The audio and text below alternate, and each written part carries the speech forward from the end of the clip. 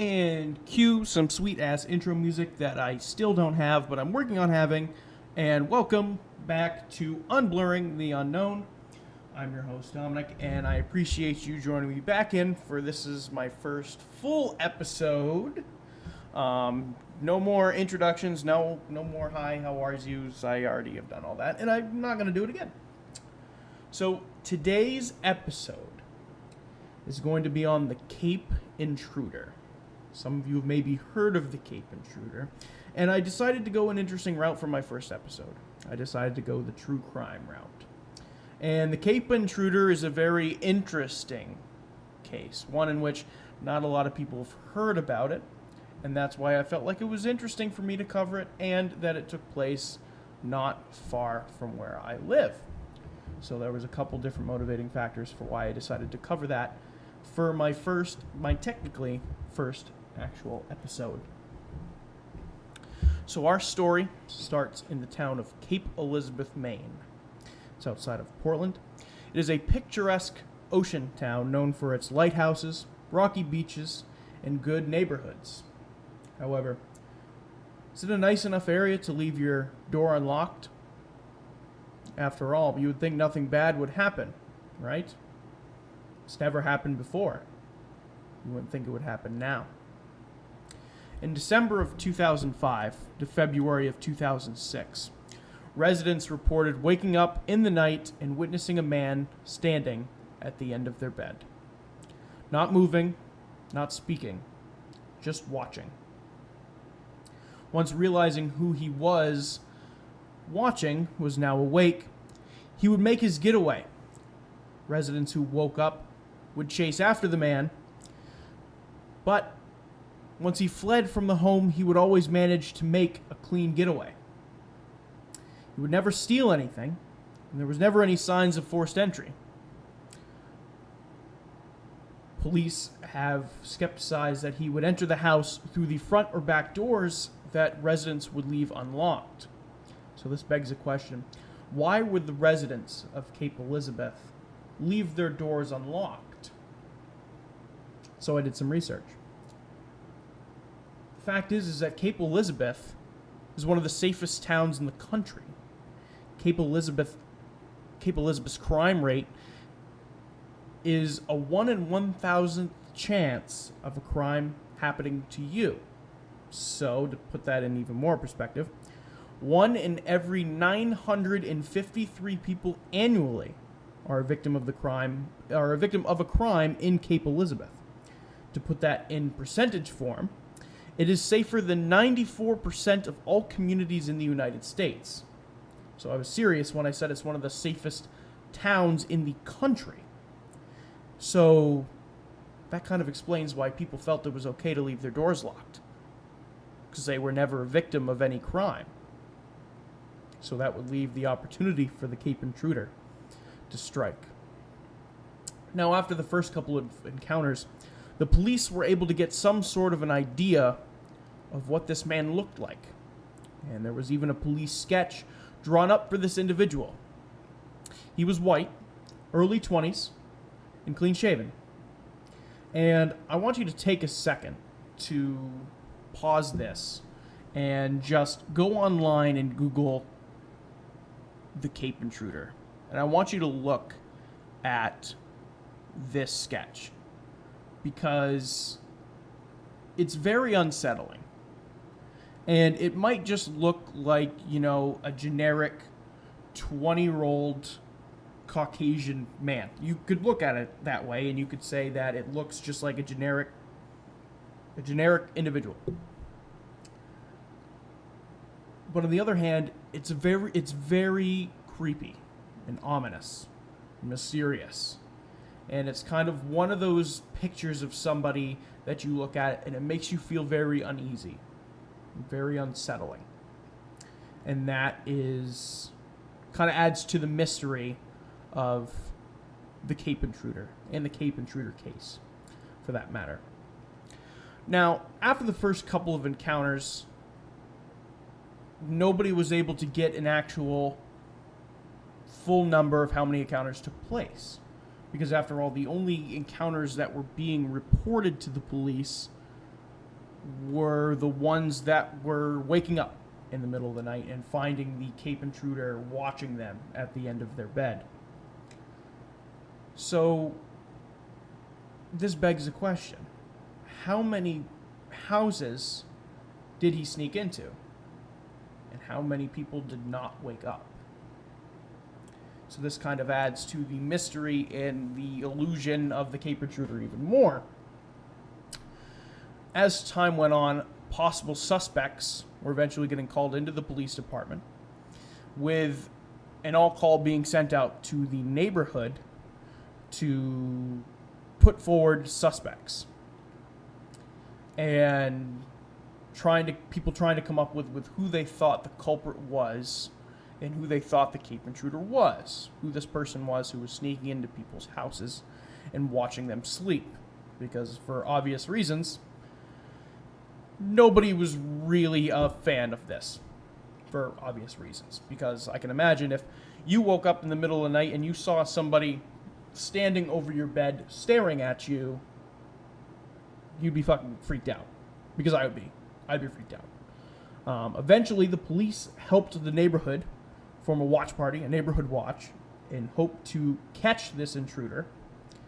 And because of all this heat, all this pressure from the neighborhood forming a neighborhood watch, to the police department now being on high alert from this individual, and the police looking for suspects, these intrusions stopped in February of 2006, almost as sudden as they started. But also probably because people started locking their friggin' doors, which they should have been doing from the get-go. But early 2000s in a seaside town in Maine, we're different times we're talking about here. Almost 20 years. And as I'm digging through this is not a very well-known criminal case. So it was very hard to find information. Or at least information that has not already been told.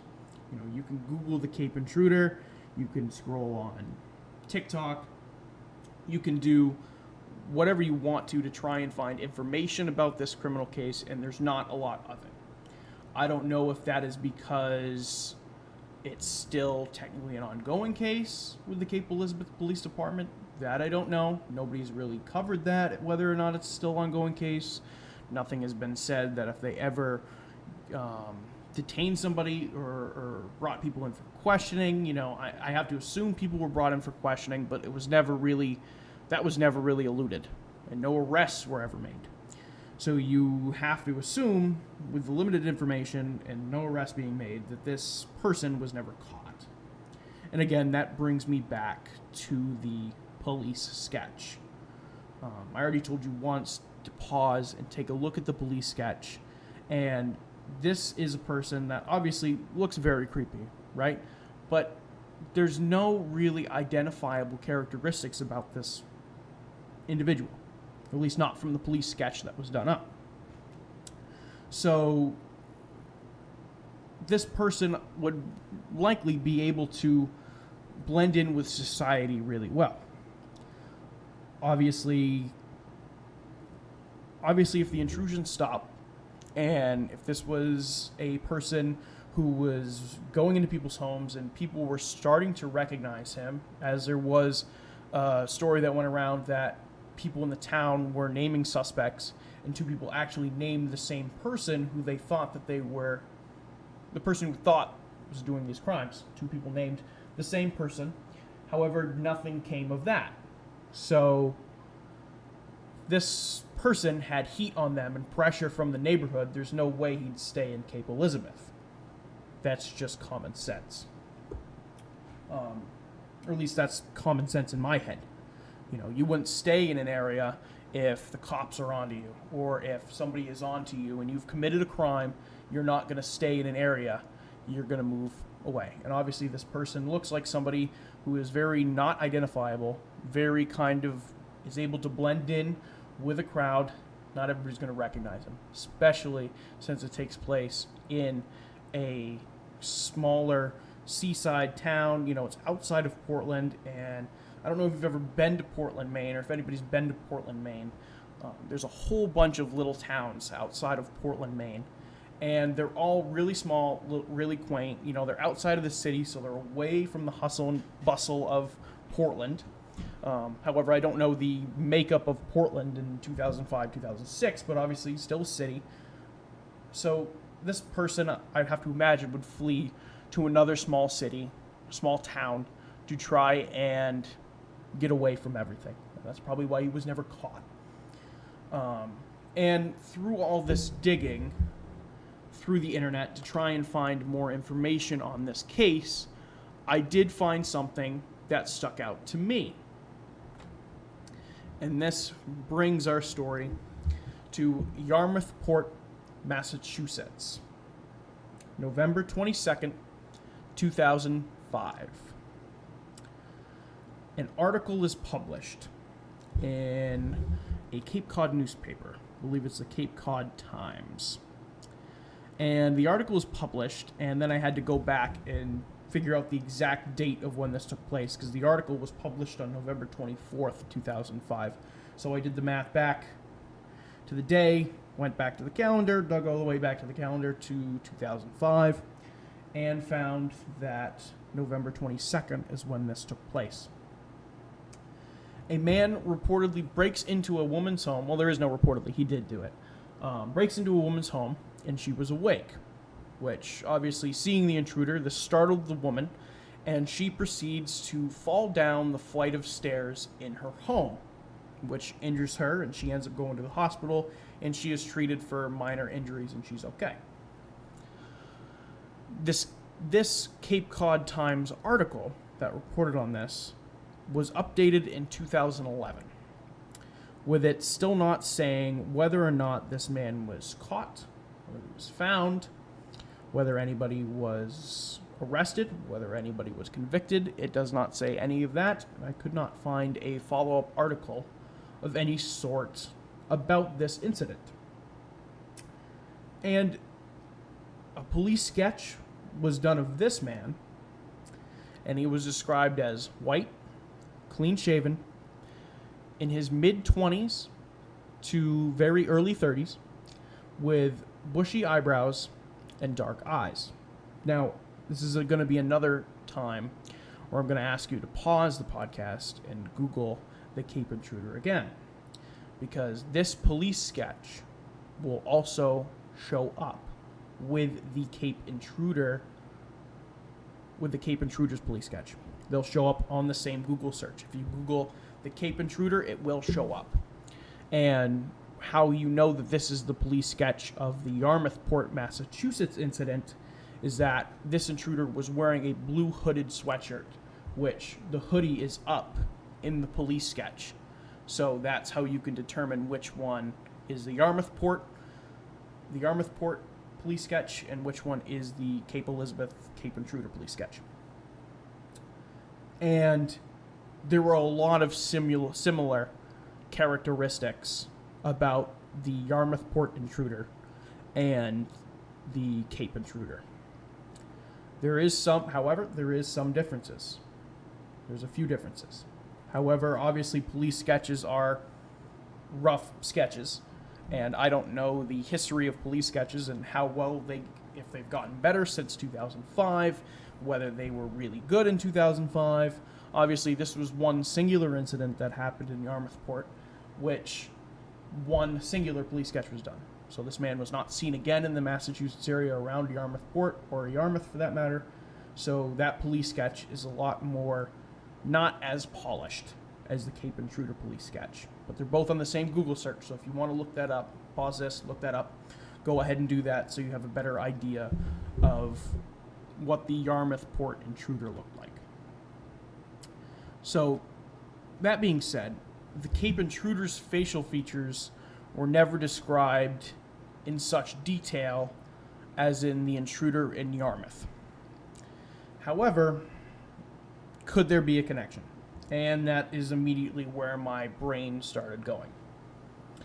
This man in Yarmouth Port, according to the article, did not allude to him stealing anything. It did not allude to whether or not the door was unlocked. It did not allude to the fact on whether or not there is a forced entry. But considering Yarmouthport isn't as nice of an area as Cape Elizabeth, so obviously did more research, Yarmouthport is only 43% safer than the national average. Maybe he broke in and got more than what he bargained for. And obviously the woman being awake spoiled whatever plans this person had in mind, whether that be standing at the end of the bed or whether that is something else for that matter. So I decided to do a little bit of geographical research. Cape Elizabeth is 3 hours and 23 minutes away from Yarmouthport, Massachusetts. It's a considerable drive. However, it's both are right on the ocean, and like I said, it's a little far, but it's far enough to get the heat off of you, I feel like, if you're looking to get away from where your crime just went sour. Again, I have a clean record, and I am not a criminal. So, would that get the heat off of you if you decided to go 3.5 hours north and pass through the rest of Massachusetts, through New Hampshire, and then into Maine? Would that be enough to get the heat off of you if this was an isolated incident and you only broke into one house and it went sour? Then maybe.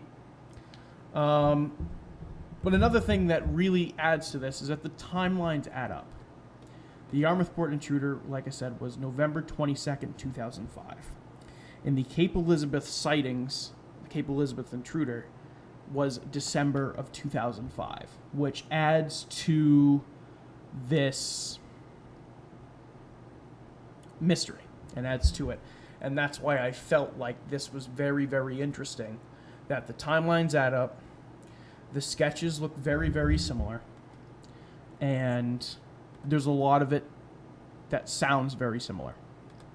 And that kind of led me to assuming, or at least basing this off of a factual perspective, that these could be related incidences, perhaps caused by the same person. Now, that begs the question, the Cape Intruder, did he get some sort of high from watching him sleep? Was he some type of mentally ill individual, or I don't know what causes people to get enjoyment from watching people sleep? Because that is the only thing that is reported that the Cape Intruder ever did. So did he want to move to a more quiet area, a safer area, to do this with less threat of getting caught? Obviously, Cape Elizabeth being a much safer town than Yarmouthport, you'd have to imagine he could probably get away with more in Cape Elizabeth. And because of the botched incident in Yarmouthport, that could have caused him to go north to Cape Elizabeth. And then obviously when he started doing these break-ins in Cape Elizabeth, and there started to gain traction within the newspaper, within the community, within the police force, and the heat got hot in Cape Elizabeth, and he bolted. And like I said, if you look at the police sketch, there's obviously something very ominous and very creepy about this person, but he's very generic. He's a very generic person. There was no, he's got no tattoos on his face, no piercings, nothing like that. Nothing was ever brought into super great detail, probably because, you're sleeping, the room's dark, you just see the person, you don't see much. And once he knew he was caught, or he knew that people started locking his doors, he couldn't keep doing this, he just, like I said, he bolted and decided that I'm going to get out of here, because he obviously didn't want to get caught. So now that I want to transition into theories. And obviously the information about this topic was very limited, so I wanted to do as much research as I possibly could into it. And I hadn't seen any other content creators that at least I went through and I looked through not cover the sighting in Yarmouthport. So, or whether that is the same Cape Intruder or whether that is an isolated incident, I wanted to cover it because I felt like it was very important to the story. And like I said, now that brings me into theories. And I've come up with a short list of theories on what I think could be the Cape Intruder. And there's a couple different ones. And some of them they're a little out there. And they're only a little out there because there was multiple steps to explain what happened, rather than just saying, okay, this was a real person who broke into somebody's house or whatever it may be. So, that being said, my first theory is that it was a real person. It was a real person that was getting into people's homes because their door was unlocked. He got some twisted high from watching people sleep. And that was what he was after. He was after that shot of dopamine or that euphoric high he got from watching people sleep or whatever it might have been. Because obviously he wasn't getting a euphoric high from scaring people or startling people in their sleep, because once he realized that they were awake, he ran and he fled. So that also kind of brings me back to what other motivation is there besides him getting this rush of dopamine or this high from watching people sleep, because he had something in his brain that told him to do this. Obviously, this is all speculation. This is just what I'm assuming. I am not a mental health professional in any way, shape, or form. So my first theory being he's a real person, and that the Yarmouth case and the Cape Elizabeth sightings are connected. This is the same person, and that he traveled from Yarmouth Port after the first one botched, and he went to Cape Elizabeth. My second theory is that this is a paranormal entity. So this theory really hinges on the fact that I'm throwing the Yarmouth case out the window, and that the Yarmouth case would have to be a separate incident for this to make sense, and that the Yarmouth intruder was strictly going after money, jewelry, whatever, broke in, startled a lady, whatever, home invasion, went wrong, whatever, cut and dry, the end. And then the Cape Intruder being some type of paranormal entity, whether that is a ghost or obviously spirit of some sort, and that spirit was making his way through the neighborhood. Whatever attachment the spirit had to the neighborhood of Cape Elizabeth, that remains unknown. But also you ask yourself, if this is some sort of spirit that had an attachment to the town of Cape Elizabeth, why did the sightings stop in February of 2006? Again, all of these theories have holes in them or questions that you got to ask yourself before you commit to one solely. And the idea that this could be a paranormal entity kind of supports the theory that nobody was ever caught, and nobody was able to catch this person, entity, whatever it was. Nobody was able to catch him as he fled people's homes, and the police never made any arrests. Well, it makes sense that the police didn't make any arrests, because you can't arrest a ghost. You can't arrest a paranormal entity. You can't arrest a spirit. And people not being able to catch him kind of supports that theory. Again, another theory. So we have two so far. That he's a real person, that is a paranormal entity, and my third one, which kind of pairs into the paranormal entity, and that is sleep paralysis. Again, this goes off the idea that the Yarmouth case was a totally separate incident that took place, like I said, cut and dry, home invasion, end of story. The sleep paralysis theory, the theory that I did my research on. Obviously, if you don't know what sleep paralysis is, it's when you have a sort of out-of-body experience when you're sleeping or during your sleeping. A lot of people report that they feel like they're in third person, like they can see their body sleeping when they're outside of their body. It's a very, very, very mysterious phenomenon that people experience in this world. And I hope to cover sleep paralysis more in depth because it's a very, very interesting topic and hopefully something that I'll cover in more detail. However, a part of sleep paralysis is that you are able to see visions during your sleep and you cannot move during this experience. So you see ghosts or faces or flashing lights or whatever it is while you're suffering through sleep paralysis. Now, 1 in 5 people experience sleep paralysis in their lifetime. However, again, here's the hole in this theory. But it wouldn't explain people chasing the intruder, because a lot of cases of sleep paralysis are exactly that. It's paralysis. You cannot move. So you cannot chase the intruder unless you think that the vision or the vision of the intruder that you saw was so real and so lucid, you decided once you came out of sleep paralysis that you tried to chase this intruder out of the home. Again, just a thought process that I'm kind of toying with in my head. But that's theory number 3. My final theory is kind of a loaded one. And again, there's multiple steps to this theory being legit.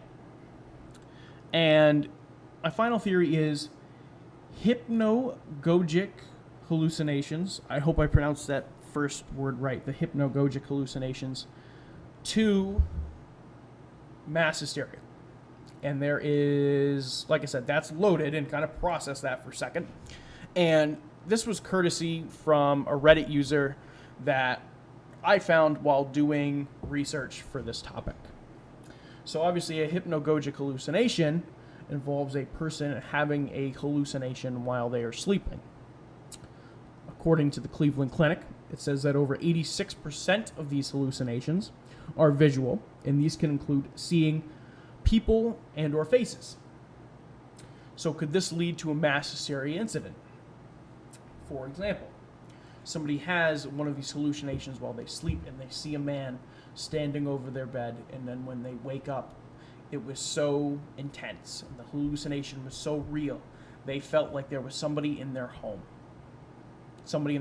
standing over them. And then could this have led to a mass hysteria incident? And if you don't know what mass hysteria is what the government calls a lot of unexplained events, because the government can't come up with anything other than mass hysteria, because science will just be like, oh yeah, we take mass hysteria as the cause of this, and this is just what it is. Like mass hysteria, check the box, done, closed, put it in a redacted file, and put it in a filing cabinet somewhere. But could this have legitimately led to a mass hysteria incident? In an article published by Professor Simon Wesley from King's College in London, he states a couple things that I find very interesting when it comes to mass hysteria that could pertain to this particular incident. He categorizes mass hysteria through 5 guiding principles, 2 of which I think could pertain to this. 1 being that it affects people who would not normally behave in this fashion, which I think is most normal people. Most normal people would not behave in a way that is, manic or crazy or, anything like that. And second, that the link between the individuals experiencing collective obsessional behavior, so that is what the scientific term for mass hysteria is collective obsessional behavior, that the link between the individuals experiencing collective obsessional behavior must not be coincidental, meaning, for instance, they are all part of the same close-knit community. So I'm not saying that I fully buy this theory, but there's a lot of it that makes sense. To me, obviously, Cape Elizabeth being a small, quaint seaside community that in 2005 definitely didn't have the population it has now, the people of that community have to be pretty close-knit. They have to be. When you get into a small town, it's very close. The business owners know each other. The town figures know each other. You know your neighbors. You're friendly with everybody. You see people walking on the street. You're very close-knit. And I can say that because I am from a very close-knit community. So could this whole hallucinations into mass hysteria play into each other? Could somebody have experienced a hallucination and then told this story to other people, and other people believed it? They believed this person, that they saw somebody standing over their bed watching them sleep, and said, oh my gosh, I experienced the same thing, and went into a mass hysteria event where a lot of people were buying this one singular story of a hallucination of a man standing over their bed, and then spread it. Again, this could pile into the theory of nobody actually being caught. Because again, you can't arrest a hallucination. You can't arrest something that doesn't exist. So that explains that. But the thing it can't explain is the open doors to people's homes. And I was kind of leaving that fact out until this very end, because this fact, I think, debunks some of the theories that I have. But I wanted to provide these theories as options, because I wanted you guys to leave your minds open to every possible scenario that could take place in this case. When people chased the intruder out of their home, they were just left with open doors, like he came through because the door was unlocked. So could the wind could have opened their doors? Again, that's a little bit of a stretch, but it's not unheard of. If this was a paranormal entity, like is one of the theories I covered, it's very possible for a paranormal entity to have opened the door. So that still remains within the realm of possibility. And if there was a ghost during sleep paralysis, again, if the ghost was a paranormal entity of some sort, again, very possible the paranormal entity could have opened the door. Again, a little bit of stretches in each way or shape or form, especially in terms of the sleep paralysis kind of theory, and a little bit of the hallucinations to hysteria theory, but I wanted to provide, like I said, all these theories. And there's a lot of the hallucinations to hysteria theory that I want to buy. There's a lot of it I want to buy, and the big part of it being that nobody was caught. I feel like if there was enough sightings of this person that the police had a really good sketch done, and that there was a neighborhood watch forming, and that people were naming suspects and everything like that, a part of me wants to feel like he got caught, but then another part of me knows the dynamic of the nature of accusing, your neighbor of whatever it may be. I'm going to use, the Salem witch trials, for example, or, the Red Scare, just during and before the Cold War, of where, everybody was thinking that their neighbor was a communist, or, the Salem witch trials, everybody thinking that their housemaid or their neighbor was a witch. Very similar thing. They look at their neighbor who kind of sort of looks like the Cape Intruder, and they assume, hey, that's him. So there's a lot of this that remains as questions. And that's the real interesting of that. And you can't really, and for me it was very hard to come to the conclusion of what I thought this was. Because there's a lot of the paranormal entity theory that I buy, and there's a lot of the hallucinations to hysteria theory that I buy. However, my theory is that this was a real person that was never caught. A little bit of a U-turn of the theories I was covering. But that's my theory, is that it was a real person that was never caught. The Yarmouth Port incident and the Cape Intruder are the same person. And this person was never caught. Once the police realized that they were on his trail, and this person realized that the police were on his trail, he scrammed to God knows where and decided to stop doing this. Because obviously he must have assumed that the only way that this was going to end was him in jail. and for that reason, he must have stopped the intrusions. However, there's a lot of questions that remain unknown, and this is a very not mainstream criminal case. So again, it was very interesting to cover, and it was one that I had seen before in my scrolling through the internet, so I thought it would be very interesting to cover as my first episode. But that being said, I want to thank you for tuning into this episode of Unblurring the Unknown.